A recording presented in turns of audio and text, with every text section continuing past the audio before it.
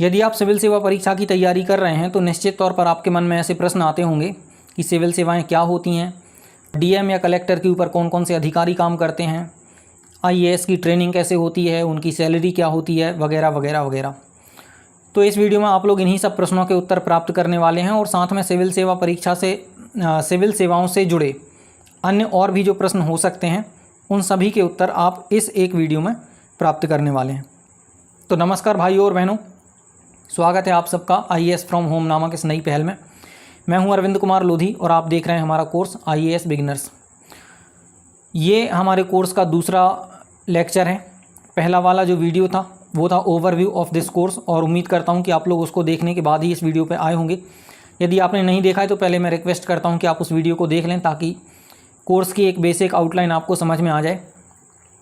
Course में हमारे total 21 lectures हैं जैसा कि आपको मालूम है, जिसमें से हम पहले लेक्चर को ख़त्म कर चुके हैं जिसका नाम था ओवरव्यू ऑफ द कोर्स।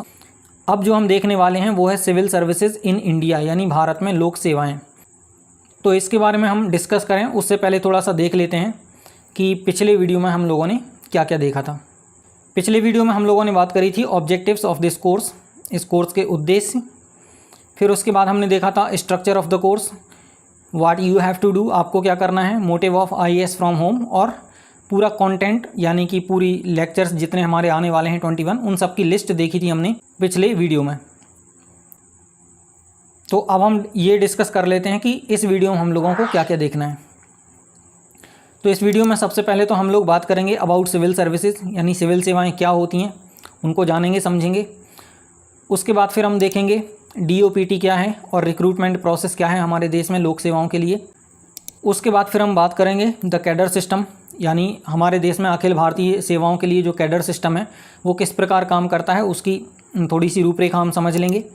उसके बाद देखेंगे कि आईएएस ऑफिसर्स की ट्रेनिंग कैसे होती है हमारे देश में। और फिर लास्ट में हम देखेंगे हायरार्की और salary of IAS officers. Hierarchy मतलब होता है पदानुक्रम कि सबसे ऊपर कौन सा अधिकारी आता है, फिर कौन उसके नीचे कौन सा, फिर उसके नीचे, फिर उसके नीचे। तो इस तरीके से इसको हायरार्की बोलते हैं। और सैलरी तो आपको मालूम ही है, तो ये हम लास्ट में डिस्कस करने वाले हैं इस वीडियो में। तो आइए शुरुआत करते हैं और सबसे पहले देखते हैं अबाउट सिविल सर्विसेज, सिविल सेवाओं के बारे में। तो सिविल सेवाएं या लोक सेवाएं, जैसा कि नाम से ही समझ में आ रहा है लोक सेवाएं। लोक का मतलब होता है वो समाज जहां पर हम रहते हैं और उस समाज की सेवा में जितने भी कर्मचारी, जितने भी अधिकारी लगे होते हैं उन सभी को हम कहते हैं लोक सेवाएं। ठीक है। तो जो हमारे देश में जितनी भी सेवाएं हैं, सबसे ऊपर कैबिनेट सेक्रेटरी ऑफ इंडिया से सबसे नीचे सफाई कर्मचारियों तक, सभी लोक सेवाओं को कुल 4 वर्गों में विभाजित किया गया है। ठीक है, जिसको आप group A, group B, group C और ग्रुप डी के नाम से जानते हो। ग्रुप ए या समूह का के अंतर्गत सर्वोच्च सेवाएं आती हैं जो देश में नीति निर्माण इत्यादि का काम करती हैं, और ऐसा ही कुछ होता है ग्रुप बी के साथ। ग्रुप सी में हमारे क्लर्क इत्यादि, बाबू लोग इत्यादि आते हैं जो ऑफिस कार्यालयों में लिखा पढ़ी इत्यादि का काम करते हैं। समूह 4 में आते हैं सबसे नीचे जो हमारे कर्मचारी काम करते हैं, जैसे सफाई कर्मी हो गए या फिर अन्य कोई और कर्मचारी, तो वो हमारे ग्रुप डी के अंतर्गत आते हैं। तो इस तरीके से हमारे पूरे देश में लोक सेवाओं को 4 समूह में वर्गीकृत किया गया है। इसके बाद फिर कुछ अखिल भारतीय सेवाएं होती हैं ग्रुप का के अंतर्गत, यानी समूह 1 के अंतर्गत। वैसे तो बहुत सारी सेवाएं आती हैं, उन सभी सेवाओं में से 3 सेवाएं ऐसी हैं ग्रुप ए में जो अखिल भारतीय सेवाएं कहलाती हैं, ऑल इंडिया सर्विसेज कहलाती हैं, जिनकी पोस्टिंग पूरे देश में कहीं भी हो सकती है। तो अखिल भारतीय सेवाओं में सबसे पहले शामिल है हमारी भारतीय प्रशासनिक सेवा, जो कि आपका ड्रीम है। इसके बाद फिर दूसरा है आईपीएस, इंडियन पुलिस सर्विस। और फिर इसके बाद आपने सुना होगा भारतीय वन सेवा, इंडियन फॉरेस्ट सर्विस।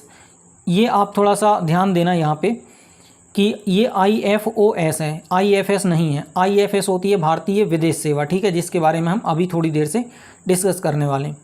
तो यहाँ पे स्टार मैंने IFOS में इसलिए लगाया है कि जो हमारी सिविल सेवाएं हैं और जो भारतीय वन सेवा, इनका जो प्रीलिम्स एग्ज़ाम है ना वो एक ही एग्ज़ाम होता है। मतलब आप जो एग्ज़ाम देने वाले हैं वही एग्ज़ाम भारतीय वन सेवा का भी है। जब फॉर्म आप भरते हो तो फॉर्म भरते टाइम आपको, यदि आपने 2 फॉर्म भरे हैं, सिविल सेवा का भी भरा है, भारतीय वन सेवा का भी भरा है, तो फिर वो प्रीलिम्स में ही आपके समझ लो दोनों के एग्ज़ाम हो गए। लेकिन जो मेंस होता है फिर मेंस सिविल सेवा के लिए अलग होता है, वन सेवा के लिए अलग होता है, ठीक है। सो ये थोड़ी सी जानकारी थी। जब आप नोटिफिकेशन पढ़ोगे यूपीएससी का सिविल सेवा वाला तो आपको उसमें ये जानकारी मिलेगी। तो ये 3 सेवाएं हमारी अखिल भारतीय सेवाएं हैं। इसके बाद हम लोग थोड़ी ये भी चर्चा कर लेते हैं कि आप जो एग्ज़ाम देने वाले हो वो एग्ज़ाम सिविल सर्विसेज एग्ज़ाम कहलाता है, तो उसमें कौन कौन सी भर्ती होने वाली रहती हैं। अब केवल आईएएस अकेले की भर्ती तो होती नहीं है। आप जो एग्ज़ाम देते हो उसमें टोटल 24 सर्विसेज होती हैं, 24 सेवाएं होती हैं। और जब इंटरव्यू के टाइम पे आप जो डेफ सेकंड भरते हो उसमें आपको इन सर्विसेज का प्रेफरेंस देना पड़ता है कि आपको पहले कौन से नंबर की सेवा चाहिए। जनरली सबको पहले आईएएस चाहिए होता है, फिर उसके बाद आईपीएस, फिर आईएफएस और फिर आईआरएस, या फिर जो भी उनको चाहिए रहता है अपनी पसंद और रुचि के हिसाब से, तो वो लोग उनको प्रेफरेंस देते हैं। तो कायदे से ये आपके लिए ज़रूरी है कि इन सभी सेवाओं के आप एटलीस्ट नाम तो कम से कम सुन लें, ठीक है। तो यहाँ पे मैंने कुछ महत्वपूर्ण सेवाओं के नाम लिखे हैं जिनको आप यहाँ बारी बारी से देख सकते हैं। सबसे पहले भारतीय प्रशासनिक सेवा आईएएस, उसके बाद भारतीय पुलिस सेवा, उसके बाद भारतीय विदेश सेवा, भारतीय लेखा परीक्षा एवं लेखा सेवा, भारतीय सिविल लेखा सेवा, भारतीय कॉरपोरेट विधि सेवा। इनके आप थोड़े से नाम पे गौर करना है ना, इससे ही आपको समझ में आएगा कि ये सेवा क्या होती है। और मान लो आपको किसी एक पर्टिकुलर सर्विस के बारे में जानना है तो थोड़ा सा गूगल कर लेना, आपको पता चल जाएगा, ठीक है। 7वें नंबर पे भारतीय रक्षा लेखा सेवा, उसके बाद भारतीय रक्षा संपदा सेवा, भारतीय आयुध कारखाना सेवा, इसके बाद भारतीय सूचना सेवा, भारतीय राजस्व सेवा, भारतीय व्यापार सेवा, भारतीय डाक सेवा, भारतीय रेलवे लेखा सेवा, भारतीय रेलवे यातायात सेवा, भारतीय रेलवे कार्मिक सेवा और फिर समूह खा की अन्य सेवाएं। तो ये जितनी भी सेवाएं आपने यहाँ पर देखी, इन सब की भर्ती होने वाली रहती है आपके एक ही एग्ज़ाम से जो आप देने का सोच रहे हो, ठीक है। तो यहाँ पे 16 सेवाएं मैंने ये लिखी हैं ग्रुप ए वाली, और उसके बाद कुछ ग्रुप बी की भी सेवाएं हैं जिनकी भर्ती होती है इस परीक्षा के माध्यम से। तो अब जैसे आप देख रहे हो कि इन सभी जो जितनी सेवाएं हैं इनके अंत में सेवा शब्द लिखा हुआ है। आप कहोगे ये कौन सी बात है, जब सेवा है तो सेवा लिखा रहेगा। हाँ लिखा रहेगा, लेकिन मैं ये कहना चाहता हूँ कि जब आप इन सेवाओं में जा रहे हैं तो थोड़ा सा आपको ये जानकारी भी होनी चाहिए कि सेवा होता क्या है, ठीक है। अब ऐसे तो सभी समझते हैं कि सेवा किसे कहते हैं, लेकिन जब इंटरव्यू में वही क्वेश्चन आपसे यदि पूछा जाएगा तब तो फिर दिक्कत हो सकती है, बिल्कुल निश्चित तौर पर। तो हम लोग थोड़ा सा समझ लेते हैं कि सेवाएं क्या होती हैं, ठीक है। और केवल सेवाएं नहीं, यहाँ पे हम लोग सेवा, रोजगार और व्यवसाय, इन 3 टर्म्स को समझने वाले हैं, सर्विस, जॉब एंड प्रोफेशन। तो सेवा बहुत ही एक ऊंचा कॉन्सेप्ट है, ठीक है, बहुत ही ऊंचे लेवल की बात होती है, क्योंकि सेवा हमेशा दूसरों के लिए होती है। इसका उद्देश्य परमार्थ होता है। आप कहोगे परमार्थ क्या होता है, तो स्वार्थ का उल्टा होता है परमार्थ, ठीक है। तो सेवा हमेशा परमार्थ के लिए होती है, सेवा का उद्देश्य। और जो रोजगार है वो सेवा में ऑटोमेटिकली मिल जाता है प्रतिफल के रूप में। आपने किसी की सेवा करी तो उसके प्रतिफल के रूप में आपको रोजगार प्राप्त हो जाएगा। तो अब आप कहोगे रोजगार क्या होता है, फिर रोजगार को मैंने यहाँ पे जॉब शब्द से ट्रांसलेट किया है, ठीक है। इसको एम्प्लॉयमेंट भी कहते हैं, लेकिन जॉब जनरली हम लोग बोलते हैं ना, जॉब करना कहीं पे, तो इसलिए मैंने वो उस टर्म को ले लिया यहाँ पे रोजगार के लिए। तो यहाँ पे आपको ये समझना है कि जिस प्रकार सेवा दूसरों के लिए होती है, ठीक उसी प्रकार रोजगार स्वयं के लिए होता है। सेवा का उद्देश्य दूसरों का भला करना होता है, तो वहीं रोजगार का उद्देश्य अपनी स्वयं की आजीविका चलाना होता है। और रोजगार में जो सेवा है वो अपने आप मिलती है। ऐसा नहीं होता कि किसी ने सेवा के भाव से उस रोजगार को किया है, नहीं। इसको एक उदाहरण से समझो कि मान लो एक सफाई कर्मी है, वो कहीं पे सफाई का काम करता है, तो उसने सफाई का काम अगर किसी कार्यालय में नियमित तौर पर कुछ पैसे के बदले सफाई करने के लिए वहाँ पे वो जाता है, तो हम कहेंगे कि उस व्यक्ति के पास सफाई का रोजगार है। लेकिन जब वो वहाँ पे सफाई करेगा तो बाकी लोगों को साफ़ सफाई की सेवा नहीं मिल जाएगी क्या उसके रोज़गार के माध्यम से। पर यहाँ पे समझने वाली बात यह है कि उस व्यक्ति के दिमाग में किसी की सेवा करने का भाव नहीं था, उस व्यक्ति के दिमाग में अपनी आजीविका चलाने का भाव था। सेवा तो अपने आप हो रही है उसके काम से। और यहाँ पे सेवा में क्या होता है, सर्विस में, कि जैसे मान लो कोई IAS अधिकारी ही ले लो उदाहरण के तौर पे, तो वो क्या करता है, पूरे समाज की सेवा करता है। लेकिन आप ये बताओ क्या उसको रोज़गार नहीं मिला हुआ है? तो उसका भाव दूसरों की सेवा करना है, लेकिन रोज़गार उसको अपने आप मिल गया। ठीक है, तो यहाँ पे सोच पे डिपेंड करता है कि वो चीज़ आपका रोज़गार है या फिर वो सेवा के तौर पे है। यदि आप किसी मंदिर में जाके साफ़ सफाई करें तो वो आपका रोज़गार नहीं कहलाएगा। ठीक है, वो भी आपकी एक सेवा कहलाएगी। तो वही साफ़ सफाई का काम जो आप किसी कार्यालय में नियमित तौर पर कुछ वेतन के बदले करते हो, और एक मंदिर में साफ़ सफाई का काम जो कि आप स्वेच्छा से करते हो, वो उसमें से एक आपका रोज़गार हो जाएगा ऑफिस वाला, और दूसरा मंदिर वाला आपका सेवा हो जाएगा। आई होप आप ये समझ गए होगे। ठीक है, इसके बाद थोड़ा समझ लेते हैं प्रोफेशन को। तो देखो, प्रोफेशन जो है ना, वो आपके काम के उद्देश्य पर डिपेंड करता है कि आपके काम करने का उद्देश्य क्या है। यदि आप ये बोलो कि अरे यार पैसे कमाने हैं तो बच्चों को तो पढ़ाना ही पड़ेगा, तो फिर आप बच्चों को पढ़ाते हुए भी एक टीचर नहीं कहलाएंगे, क्योंकि आपको पैसे कमाने हैं, इसलिए आप बिजनेसमैन कहलाएंगे। यदि कोई डॉक्टर बोले कि यदि पैसे कमाने हैं तो लोगों का इलाज तो करना ही पड़ेगा, तो अभी भी डॉक्टर नहीं कहलाएगा, अभी भी वो बिजनेसमैन ही कहलाएगा, क्योंकि उसका उद्देश्य पैसे कमाना है और उसके बदले वो लोगों का इलाज करता है। अब इसी का दूसरा पहलू देखो, यदि कोई व्यक्ति बोले कि यदि मैं बच्चों को पढ़ाऊँगा तो पैसे तो आ ही जाएंगे, तो अब वो व्यक्ति जो पढ़ाने वाला है वो टीचर कहलाएगा। क्यों? क्योंकि उसका उद्देश्य है बच्चों को पढ़ाना, पैसा कमाना नहीं है। पैसे भी आएंगे लेकिन उसका जो फोकस है वो बच्चों को पढ़ाने पर है, पैसे पे नहीं है। ठीक वैसे ही यदि डॉक्टर बोले कि यदि मैं लोगों का इलाज करूंगा तो पैसे तो आ ही जाएंगे, पैसे कहाँ जा रहे हैं? तो यदि लोगों का इलाज करना उस व्यक्ति का लक्ष्य है, उद्देश्य है, तब फिर वो डॉक्टर कहलाएगा। तो क्या आपको समझ में आया कि सेवा क्या होता है, रोजगार क्या होता है और व्यवसाय क्या होता है? चाहो तो आप स्क्रीनशॉट ले सकते हो बेधड़क। ठीक है, हो गया। अब इसके बाद हम आगे बढ़ते हैं और थोड़ा समझते हैं कि DOPT क्या है और रिक्रूटमेंट क्या होता है। तो देखो, DOPT जो है वो हमारे देश में एक सरकारी विभाग है। आपको ये ऐसे समझाते हैं, देखो, सबसे ऊपर हमारे देश में कौन? राष्ट्रपति जी होते हैं। राष्ट्रपति जी के सहयोग के लिए एक मंत्री परिषद होती है। मंत्री परिषद में एक प्रधानमंत्री होते हैं और बहुत सारे अन्य मंत्री होते हैं।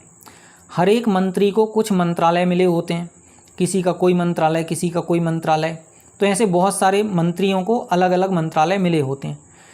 हर एक मंत्रालय के अंतर्गत कुछ विभाग होते हैं, हर मंत्रालय के अंतर्गत कुछ विभाग होते हैं, कुछ डिपार्टमेंट होते हैं।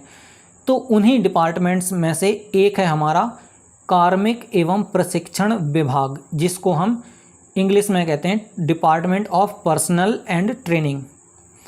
शॉर्ट में, एक्रोनिम में इसको हम बोलते हैं DOPT। ठीक है, तो DOPT को हम लोग यहाँ पे क्यों पढ़ रहे हैं वो आपको समझ में आ जाएगा अभी थोड़ी देर से। तो DOPT एक विभाग है। तो आप कहोगे यदि विभाग है तो किस मंत्रालय के अंतर्गत आता है? तो DOPT आता है हमारा कार्मिक लोक शिकायत और पेंशन मंत्रालय के अंतर्गत। कार्मिक लोक शिकायत और पेंशन मंत्रालय के अंतर्गत टोटल 3 विभाग आते हैं, और इन 3 विभागों में से एक है हमारा DOPT, कार्मिक और प्रशिक्षण विभाग। ठीक है, तो ये क्या करता है DOPT? देश में जितनी भी लोक सेवाएं हैं, चाहे IAS हो, IPS हो, IFS हो, या जितनी भी केंद्रीय सेवाएं हैं, इन सब की भर्ती, प्रशिक्षण और पूरा मेंटेनेंस ये DOPT करता है। ठीक है, जैसे हर एक देश में जितने भी क्रियाकलाप हो रहे हैं सबको मेंटेन करने का एक अलग विभाग होता है। तो देश में इतनी सारी सर्विसेज हैं, इतने सारे कर्मचारी हैं, अधिकारी हैं, काम में लगे हुए हैं, इन सब की देखरेख कौन करता है? वो DOPT करता है। आप जो एग्ज़ाम दे रहे हो ना, आपको लगता है कि UPSC ये एग्ज़ाम ले रहा है, UPSC तो एक माध्यम है, वो DOPT के अंतर्गत काम करता है। DOPT के निर्देशन में, जैसे कि सिलेबस चेंज करना है तो वो DOPT ही डिसाइड करेगा कि क्या करना है, कैसे करना है। हमें लगता है कि UPSC ने चेंज किया है, ऐसा नहीं है। जो हमारा DOPT है वही भर्ती की प्रक्रिया क्या होनी है, ट्रेनिंग कैसे होनी है, सिलेबस क्या होना है, या क्या क्या मापदंड होने हैं, सेवा शर्तें क्या होनी है किसी भी सर्विस के लिए, तो वो सब कुछ ये हमारा DOPT देखता है। ठीक है, कार्मिक लोक शिकायत और पेंशन मंत्रालय। आपको शायद ये कार्मिक शब्द समझ में नहीं आ रहा होगा। कार्मिक माने वो कर्मचारी जो काम में लगा हुआ है, वो अधिकारी भी हो सकता है, वो कर्मचारी भी। तो उन सभी अधिकारियों और कर्मचारियों का जो विभाग है वो है DOPT। समझ में आ गया आपको? और DOPT की जो वेबसाइट है वो है dopt.gov.in। अब जो सिविल सेवा परीक्षा होती है हमारी CSE, सिविल सेवा परीक्षा के लिए जो अभ्यर्थी जो होते हैं उन सब के लिए DOPT ने एक प्लेटफॉर्म बना रखा है जिसको हम CSE+ कहते हैं। इस पे आपको पता चल जाता है कि कौन से कैडर में कितनी भर्ती हैं, या फिर किस व्यक्ति को कौन सा कैडर मिला है या कौन सी सर्विस मिली है। तो सिविल सेवा परीक्षा से रिलेटेड सारी जानकारी CSE+.nic.in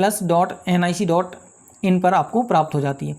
तो ये DOPT और CSE+ के बारे में था। आप कहोगे कार्मिक लोक शिकायत और पेंशन मंत्रालय के अंतर्गत दो और विभाग कौन कौन से हैं? तो एक विभाग है प्रशासनिक सुधार एवं लोक शिकायत विभाग और दूसरा है पेंशन और पेंशनभोगी कल्याण विभाग। तो ये खैर हमारे चर्चा का विषय नहीं है अभी, इसलिए हम आगे बढ़ते हैं यहाँ से। इसके बाद हम देखते हैं भर्ती प्रक्रिया कि देश में जितनी हमारी सिविल सेवाएं हैं इनकी भर्ती कैसे होती है। तो सबसे पहले तो आपको फिर से ये समझना पड़ेगा कि जो DOPT है वो DOPT ही विभिन्न माध्यमों से लोक सेवकों की भर्ती करता है सिस्टम के अंदर। यानी सरकार में जितने कर्मचारियों की भर्ती होती है, अधिकारियों की, वो DOPT करता है, ठीक है, विभिन्न माध्यमों से। वो माध्यम कौन कौन से हो सकते हैं? तो पहला तो होता है सीधी भर्ती, यानी कि डायरेक्ट रिक्रूटमेंट। डायरेक्ट रिक्रूटमेंट जिसमें एक खुली प्रतियोगी परीक्षा होती है, जैसे आप परीक्षा देने वाले हो, तो वो परीक्षा एक तो UPSC लेता है और दूसरा SSC लेता है। ये मैं केंद्रीय स्तर पे बात कर रहा हूँ, ठीक है। राज्य स्तरों पे अलग अलग लोक सेवा आयोग होते हैं, तो वो उनका अलग का सिस्टम है। अभी हम जिस परीक्षा के लिए तैयारी कर रहे हैं हम उसी की चर्चा करें तो ज़्यादा बेहतर होगा। तो एक तो तरीका हो गया कि डायरेक्ट भर्ती होती है कि आप परीक्षा दो और परीक्षा की जो भी प्रक्रिया है वो पूरा करो, इंटरव्यू वगैरह दो और उसके बाद फिर आपकी भर्ती होगी। दूसरी एक भर्ती होती है एकदम सीधी भर्ती। सीधी मतलब इसका नाम सीधा है, असल में वो सीधी भर्ती नहीं है, परीक्षा वाली है। एक होती है लेटरल एंट्री जिसको हम पार्श्व प्रवेश कहते हैं, मतलब साइड से किसी को एंट्री मिल जाए। तो इसमें क्या होता है कि जो हमारे मंत्रालय होते हैं, मंत्रालय या विभाग, उनमें कई बार विशेषज्ञों की आवश्यकता होती है। विशेषज्ञ मतलब जिनको किसी एक विषय में बहुत ज़्यादा नॉलेज हो, डीप नॉलेज हो, रिसर्च जिन्होंने करी हो, जिनको महारत हासिल हो। तो प्राइवेट सेक्टर से कई बार ऐसे विशेषज्ञों की भर्ती करी जाती है मंत्रालयों में और विभागों में, और वो सीधी नियुक्ति कर दी जाती है उनकी। क्योंकि जैसे कोई कहीं का CEO है किसी बड़ी कंपनी का फॉर एग्जांपल, तो अब उसको परीक्षा देने की आवश्यकता नहीं है क्योंकि ऑलरेडी वो इतनी बड़ी कंपनी का CEO है। पता लगा कई बार किसी मल्टीनेशनल कंपनी का CEO है, तो सरकार उसकी सीधी नियुक्ति कर सकती है, ठीक है। उसको किसी भी प्रकार की परीक्षा देने की ज़रूरत नहीं होती, और ये परमानेंट नहीं होती है, कुछ समय के लिए होती है, कभी कभी परमानेंट भी हो सकती है, ऐसा कुछ नहीं है। तो वो सरकार के ऊपर डिपेंड करता है कि वो कैसे डील करना है। सरकार के ऊपर से मतलब वो DOPT के ऊपर डिपेंड करता है कि वो किस तरीके से इनको मैनेज करेगा। तो ये भर्ती प्रक्रिया आपको समझ में आई कि दो प्रकार से भर्ती करता है DOPT।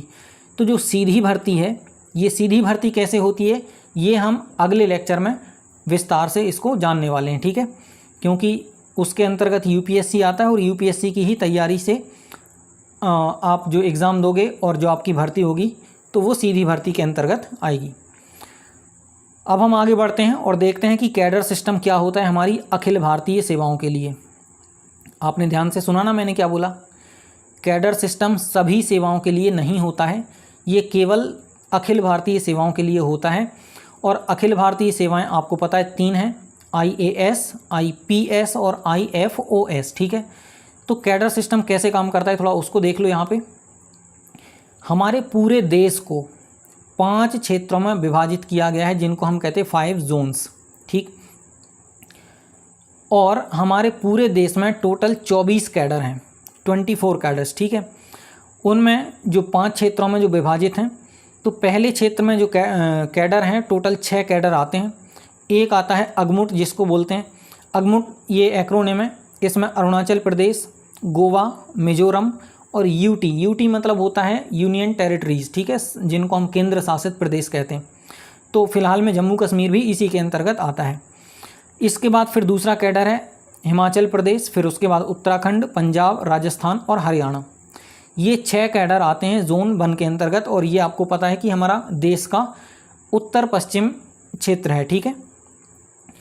इसके बाद जो दूसरा जोन है उस जोन के अंतर्गत टोटल 4 कैडर आते हैं, और ये हमारा लगभग मध्य का और पूर्व का क्षेत्र है, जिसमें उत्तर प्रदेश शामिल है, बिहार शामिल है, झारखंड और उड़ीसा शामिल है। आप यहाँ पे स्पष्ट रूप से देख पा रहे होंगे कि जनरली एक प्रदेश को एक कैडर बनाया जाता है, ठीक है। इसके बाद जो हमारा तीसरा जोन है वो लगभग हमारा मध्य भारत है पूरा, जिसमें गुजरात, महाराष्ट्र और मध्य प्रदेश तथा छत्तीसगढ़ आते हैं। इसके बाद जो चौथा जोन हमारा है वो उसमें लगभग जो हमारा भारत का उत्तर पूर्वी एरिया है, जिसमें आपका पश्चिम बंगाल आता है, सिक्किम आता है, असम मेघालय एक ही कैडर है दोनों को मिला के, ठीक है। और ठीक वैसे ही मणिपुर और त्रिपुरा दोनों राज्यों को मिला के एक कैडर है। और इसके बाद फिर नागालैंड। तो ये उत्तर पूर्व के जितने राज्य हैं वे सब के सब हमारे चौथे जोन के अंतर्गत आते हैं। इसके बाद फिर जोन पाँचवा, तो आपको पता है कि अभी हमारा दक्षिण भारत रह गया है। तो पूरा का पूरा दक्षिण भारत, जिसमें तेलंगाना, आंध्र प्रदेश, कर्नाटक, तमिलनाडु और केरल शामिल हैं, ये सब के सब हमारे जोन 5 में आते हैं। और ये जो जानकारी मैंने उठाई है इसके लिए सोर्सेज मैंने कौन कौन से यूज़ किए हैं, तो एक तो DOPT की जो कैडर एलोकेशन पॉलिसी है 2017 वाली वो, और दूसरा बासवान कमेटी की जो रिपोर्ट है 2016 की वो। इन दोनों स्रोतों से मैंने ये जानकारी आप तक पहुंचाई है। इसके बाद हम बात करते हैं training of IAS officers. IAS officers की ट्रेनिंग कैसे होती है। देखो सेवाएं तो बहुत हैं, 24 हैं टोटल, जो मैंने अभी आपको गिनाई थी। तो हम सबकी ट्रेनिंग की चर्चा नहीं करेंगे, हम यहाँ पे केवल IAS ऑफिसर्स की ट्रेनिंग की चर्चा करेंगे। तो ट्रेनिंग के लिए सबसे पहले तो कुछ महत्वपूर्ण प्रशिक्षण संस्थान को देख लेते हैं, ट्रेनिंग सेंटर्स को देख लेते हैं जो ट्रेनिंग प्रोवाइड करते हैं। तो सबसे पहले कुछ ट्रेनिंग इंस्टीट्यूट्स को देख लेते हैं जो हमारे देश में लोक सेवाओं के लिए ट्रेनिंग प्रदान करते हैं। तो सबसे पहला और सबसे मशहूर लाल बहादुर शास्त्री राष्ट्रीय प्रशासन अकादमी मसूरी, और इसी को हम कहते हैं लबासना, ठीक है, जो आपका ड्रीम होता है। अभी दर्शन करा दूंगा मैं आपको थोड़ा सा इसके। इसके बाद जो दूसरा ट्रेनिंग सेंटर है सरदार वल्लभ भाई पटेल राष्ट्रीय पुलिस अकादमी हैदराबाद, इसमें IPS ऑफिसर्स की ट्रेनिंग होती है, ठीक है। इंदिरा गांधी राष्ट्रीय वन अकादमी देहरादून, इसमें भारतीय वन सेवा के अधिकारियों की ट्रेनिंग होती है। भारतीय लोक प्रशासन संस्थान IIPA नई दिल्ली, इसमें कुछ विशेष नए लोगों की ट्रेनिंग तो नहीं होती, लेकिन विभाग में ही जो अधिकारी काम कर रहे होते हैं उनको भी बीच बीच में कभी कुछ ट्रेनिंग वगैरह देनी रहती है, तो वो IIPA के अंतर्गत उनको ट्रेनिंग प्राप्त होती है।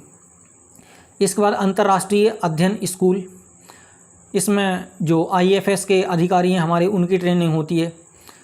भारतीय राजस्व सेवा प्रत्यक्ष कर प्रशिक्षण संस्थान नागपुर, मतलब जो IRS सर्विस है हमारी उसकी ट्रेनिंग नागपुर में होती है। तो इस तरीके से ये हमारे कुछ ट्रेनिंग इंस्टीट्यूट्स थे जिनके बारे में हम लोगों ने जानकारी प्राप्त करी।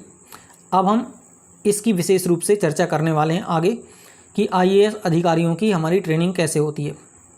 तो IAS की ट्रेनिंग में जो सबसे पहले होता है वो होता है आधारभूत प्रशिक्षण, जिसको हम कहते हैं फाउंडेशन ट्रेनिंग कोर्स, ठीक है।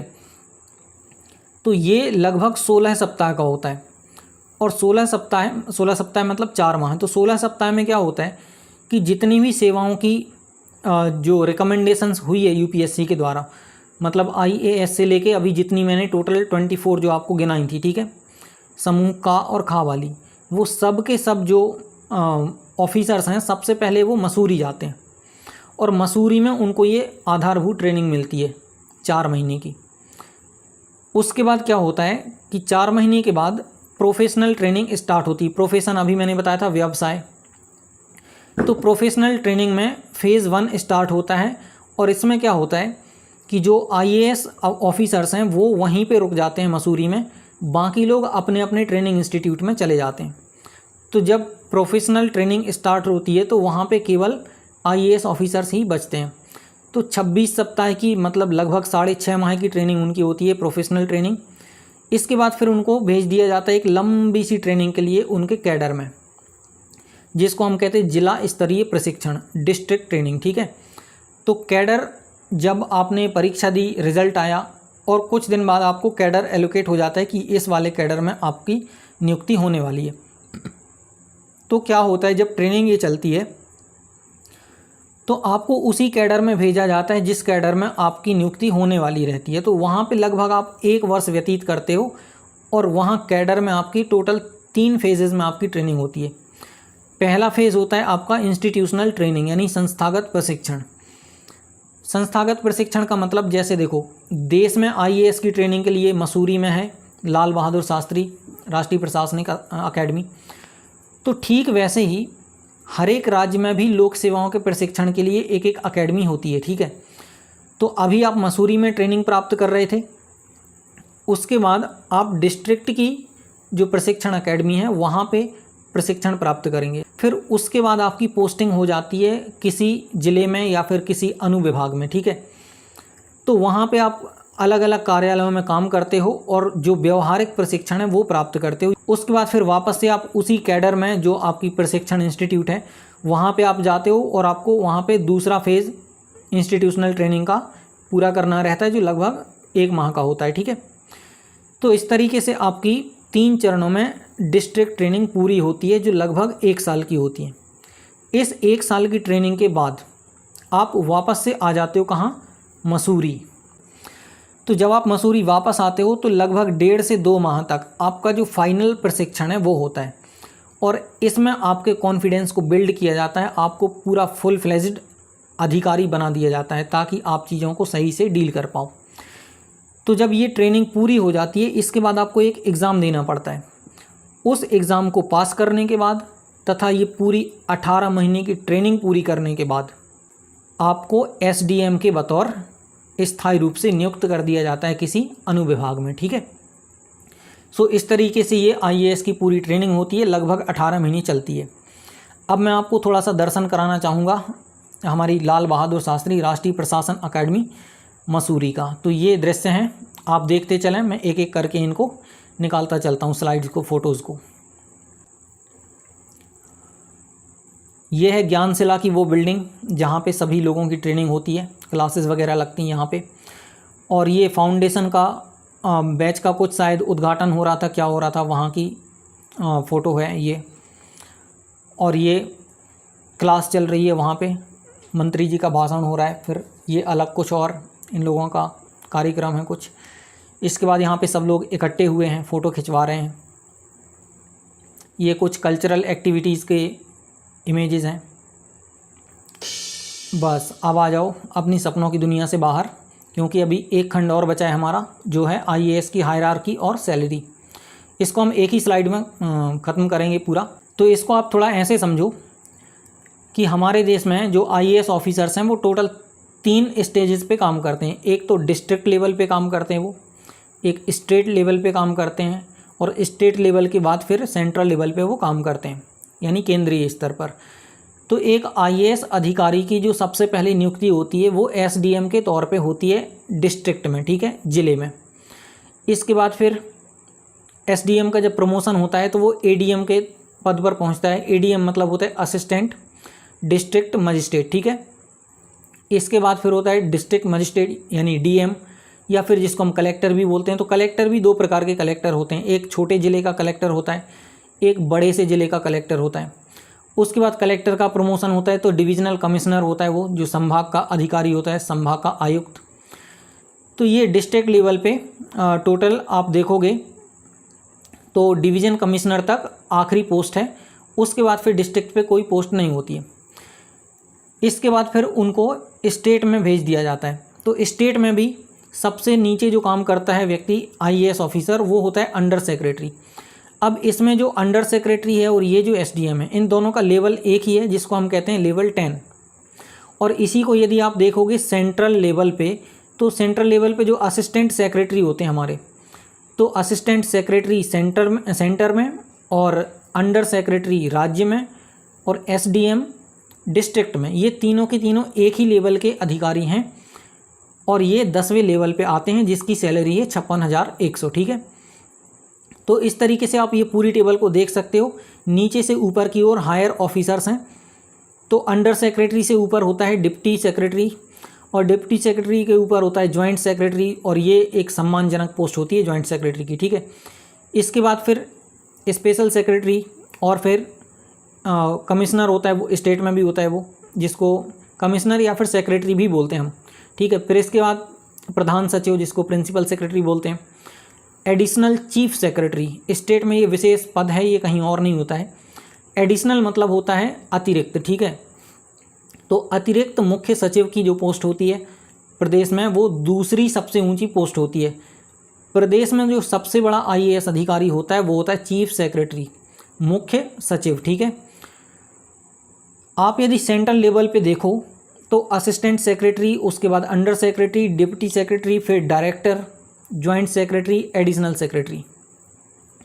एडिशनल सेक्रेटरी के बाद जो राज्य में एडिशनल चीफ सेक्रेटरी है उसके लेवल का कोई दूसरा पद नहीं है सेंटर में। ठीक है, उसके बाद सीधा सेक्रेटरी होता है। और आप यहाँ पे आराम से देख सकते हो कि राज्य का जो सेक्रेटरी है और जो केंद्र का सेक्रेटरी है, दोनों में बीच में 3 लेवल का अंतर है। राज्य का सेक्रेटरी 14वें लेवल का अधिकारी है और केंद्र का सेक्रेटरी 17वें लेवल का अधिकारी है। ठीक है ना, वो सेकंड लास्ट सबसे ऊंची पोस्ट है। इसके बाद जो देश का सबसे बड़ा IAS अधिकारी होता है वो होता है the cabinet secretary of India. इससे ऊंची भारत में कोई पोस्ट नहीं होती। हमारे जो कैबिनेट सेक्रेटरी ऑफ इंडिया हैं, लगभग जब सेवा में किसी की सेवा काल में 2-4 साल का समय बचता है तब ही व्यक्ति यहाँ तक पहुँच पाता है, और कई तो यहाँ तक भी नहीं पहुँच पाते हैं। ठीक है, उससे पहले ही रिटायर हो जाते हैं, पर बहुत से लोग यहाँ तक पहुँचते भी हैं।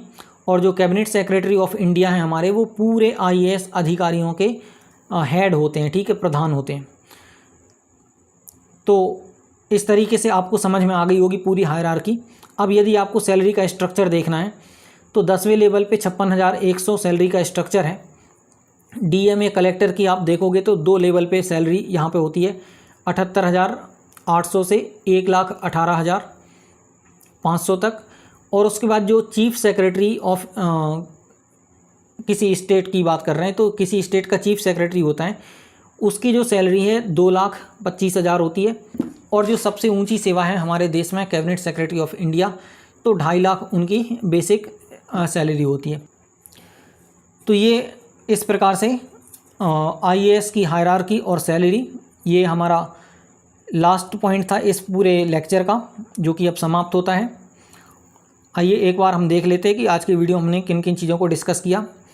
सिविल सर्विसेज के बारे में डिस्कस किया कि समाज की सेवा में जितने भी हमारे समाज की सेवा में जितने भी लोग लगे हुए हैं वे सबके सब सिविल सर्विसेज के अंतर्गत आते हैं, वे सभी के सभी सिविल सर्वेंट कहलाते हैं। ठीक है, इसके बाद हमने देखा कि हमारे देश में जितनी भी लोक सेवाएं हैं उन सब का मेंटेनेंस DOPT के द्वारा किया जाता है। DOPT 2 प्रकार से भर्ती करता है, डायरेक्ट एंट्री और लेटरल एंट्री। इसके बाद फिर हमने देखा कि देश की 3 अखिल भारतीय सेवाएं हैं जिनको कैडर सिस्टम में वर्गीकृत किया गया है पूरे देश में। और फिर उसके बाद हमने IAS की ट्रेनिंग देखी कि 18 महीने की सबसे लंबी ट्रेनिंग होती है। इतनी लंबी ट्रेनिंग किसी भी सर्विस के अंतर्गत नहीं होती पूरे देश में। उसके बाद फिर हमने अभी देखा हायरार्की और सैलरी। सो इस तरीके से हमारा आज का ये पूरा जो लेक्चर है वो समाप्त होता है। वीडियो का सार क्या निकला? वीडियो का सार निकला कि सेवा शब्द परमार्थ का प्रतीक है। लोक सेवाएं हमारे देश का आधार हैं। इन्हें कुल 4 वर्गों में वर्गीकृत किया गया है। भारतीय प्रशासनिक सेवा देश की सर्वोच्च सेवा है जो देश में नीति निर्माण तथा नीतियों के कार्यान्वयन में महत्वपूर्ण भूमिका निभाती है। अब थोड़ा सा देख लेते हैं कि कल जो नेक्स्ट लेसन है हमारा, जिसका टाइटल है complete process of the examination, उसमें हम लोग क्या क्या देखने वाले हैं। तो उसमें हम लोग सबसे पहले UPSC के बारे में थोड़ा सा परिचय प्राप्त करेंगे कि UPSC क्या है, किस तरीके से काम करता है। फिर जो परीक्षा देने वाले जो अभ्यर्थी हैं उनके लिए एलिजिबिलिटी क्या क्या है, अटैम्प्ट किस तरीके से काउंट होते हैं, कितने अटैम्प्ट किसको मिलते हैं। UPSC का जो एनुअल कैलेंडर जारी होता है तो कैलेंडर की भी बात करेंगे, नोटिफिकेशन को भी डिटेल से समझेंगे। OTR का जो पैटर्न सिस्टम है जो नया लॉन्च किया UPSC ने, उसको भी जानेंगे। प्रीलिम्स, मेंस और इंटरव्यू की भी बात करेंगे, अलग अलग पूरे एग्जामिनेशन प्लान को समझेंगे।